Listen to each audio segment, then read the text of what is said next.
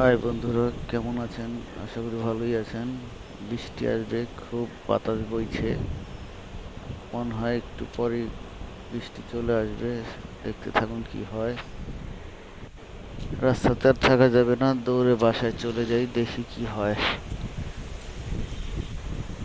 বৃষ্টি আসার আগমন মুহূর্ত।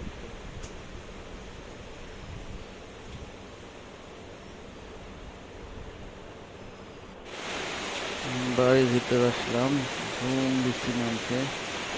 কি আর করা, এখন বাসায় বসে বসে বসে বৃষ্টি উপভোগ করি। ভিডিওটি ভালো লাগলে অবশ্যই লাইক, শেয়ার, কমেন্ট করবেন এবং সাবস্ক্রাইব করতে ভুলবেন না। ধন্যবাদ।